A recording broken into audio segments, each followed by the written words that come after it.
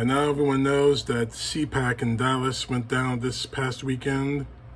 I could go on about the stupidity on Laura Bobbitt trying to act tough, say we don't need your money, blah blah blah, whatever the crap she said. We can talk about the fact that conservatives were actually at CPAC cheering on the fact that nobody new is getting vaccinated against the coronavirus, believing the BS lie that the virus doesn't really exist or whatnot, or the vaccine is ineffective, whatever.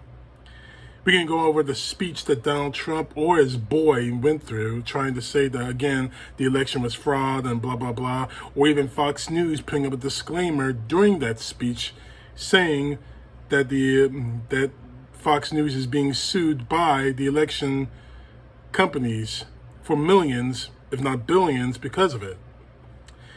But something really jumped at me. Everyone knows that Michael Lindell is trying to get Donald Trump back in office in August. But now this card that I'm going to show you is a 7-point plan to restore Donald J. Trump in days, not years. I'm going to go through these 7 points and I'm going to jab this thing in the heart. It's so funny. Take a listen. Point 1. Reveal Achilles' heel. Pull back the curtain on the horror show that is today's Democratic Party. Watch Pelosi melt like the Wicked Witch of the West. See the Black Caucus and other key groups flip unexpectedly, and watch the tables turn.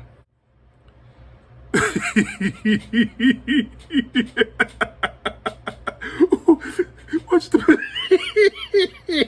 I love the Wizard of Oz thing you did there. Now, I'm not saying any groups aren't going to flip, but oh, this is just too funny. Point 2. When there's a trusted conservative elected as Speaker of the House and finally reveals suppressed results of existing investigations into election racketeering being suppressed. The only people doing any kind of suppressing are the people doing the audits. We're still waiting for results about the Arizona audit. Pennsylvania has already said that they themselves are going to do an audit. We're waiting for the audit results, but the last time we heard anything about the Georgia audit was that it took the ballots to Montana. The only people suppressing anything are the people doing the audit. Point 3. Correct the official record. Reveal that Trump legitimately won the 2020 election. He didn't win the election.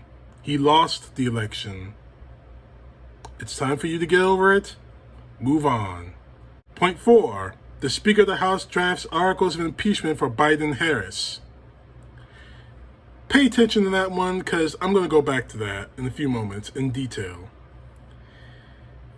Point 5. Citizen Donald J. Trump is placed in the line of succession as presidential succession. Citizen Donald J. Trump is placed into the line of presidential succession behind the vice president, electing him the Speaker of the House. Seriously? Now, there's nothing in the Constitution that the Speaker of the House has to be an elected member of Congress. So that's possible. It's a loophole, but it's possible.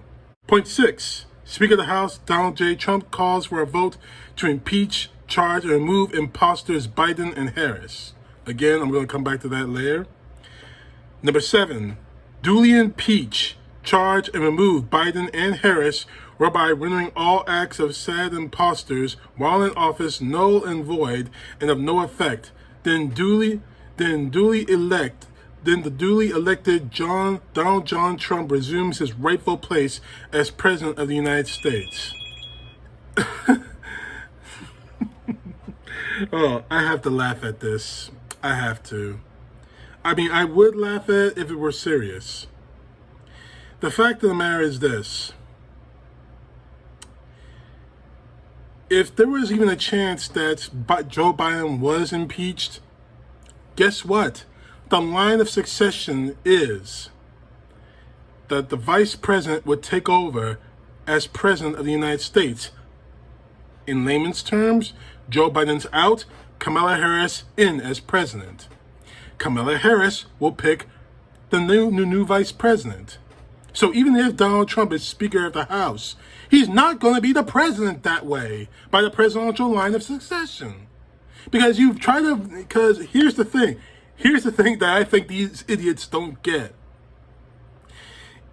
If the vice president, if Kamala Harris, who's the president at that point, is impeached, then she picks her own vice president.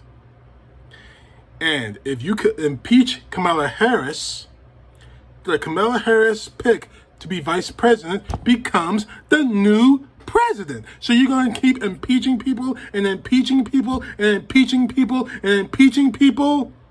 What the hell is wrong with you? I laugh at this crap, but they actually believe it. It's bad enough these people laughed and cheered when people weren't getting vaccinated from the coronavirus this weekend. It's bad enough that Trump continues to lie and that continues to lie and continues to lie that he won the election when all evidence has shown that he lost.